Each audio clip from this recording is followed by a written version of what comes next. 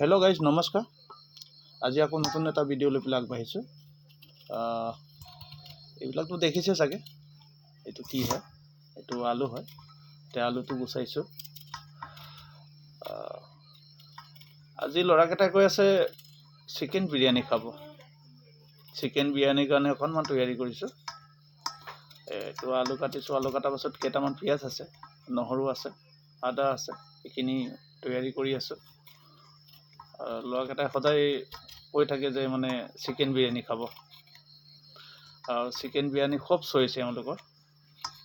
আৰু হোটেলৰ পৰা আনিব পাৰি চিকেন বিৰিয়ানী, কিন্তু বৰ বিশেষ মই পাৰফেক্ট নাপাওঁ। সেইটো কাৰণে ভাবিলোঁ নিজেই বনাই কৰি খোৱালে কম খৰচতেও হ'ব, 1 নম্বৰ কথা।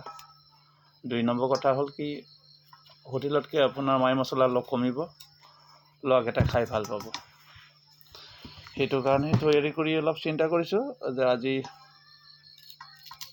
পিঁয়াজ নহৰু যিখিনি আছে এইখিনি গুচাই আছোঁ। এইখিনি গুচোৱাৰ পাছতে অকণমান মাংস আনিছোঁ আৰু বিৰিয়ানীৰ চাউলো আনিছোঁ।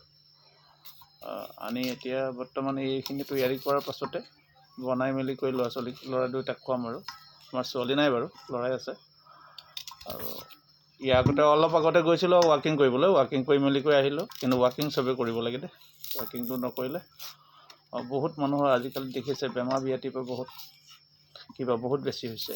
গতিকে সেইকাৰণে সকলোৱে অলপ ৱাকিং চোৱাকিং কৰিব। যোনে দিনটো বহি কাম কৰে, কিবা কৰে, এইবিলাকৰ তেওঁলোককো কৈছোঁ ৱাকিং কৰিব। ৱাকিঙৰ ওপৰত এক্সাৰচাইজ পৃথিৱীত কোনো এক্সাৰচাইজ নাই। গতিকে সেইকাৰণে ক'লোঁ ৱাকিং কৰিব। আৰু এতিয়া বৰ্তমান মই ৱাকিং কৰি আহিলোঁ। ৱাকিং কৰি আহি এতিয়া জাষ্ট মই এই পিঁয়াজ আৰু নহৰু গুচাই আছোঁ। অলপ পাছতে বিৰিয়ানী বনাম।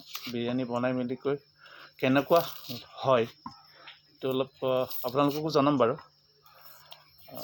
বিশেষকৈ অন্য একো নাই, কিন্তু মোৰ বিৰিয়ানী আগতো বনাইছোঁ। ল'ৰা দুয়োটাই ভাল পায় বিৰিয়ানী, খাই ভাল পায়। আৰু বিৰিয়ানী, মোৰ হাতৰ বিৰিয়ানী ভাল পায় তেওঁলোক। আগতো বনাই খুৱাইছোঁ। সেয়াহে যাক হওক। এতিয়া মিছেছে বৰ বিশেষ এইবিলাক বিষয়ে তেওঁ হেৰি নাই, তেওঁ এক্সপিৰিয়েঞ্চ নাই। গতিকে সেইকাৰণে ময়ে ল'লোঁ যে নাই, ল'ৰাকেইটাই ক'লে যে না পাপা তুমি বনোৱা। গতিকে সেইকাৰণে বিৰিয়ানী বনোৱা অলপ তৈয়াৰী কৰি আছোঁ। তেওঁক আৰু ডিষ্টাৰ্ব দিব বিচৰা নাই। এয়া আপোনাৰ পিঁয়াজ ল'লোঁ। নেক্সটটো আপোনাৰ আলুটো দেখাইছোঁ। এয়া হ'ল নহৰু, তাৰপৰা অকণমান আদা, এইটুকু আদা। বাছ, মছলা ইমানেই হ'ব। জাষ্ট এপেকেট চিকেন বিৰিয়ানী মছলা, সেইটো মাৰ্কেটৰ পৰা আহিছে। তাৰ ওপৰত কোনো ধৰণৰ বেলেগ মছলা নাই।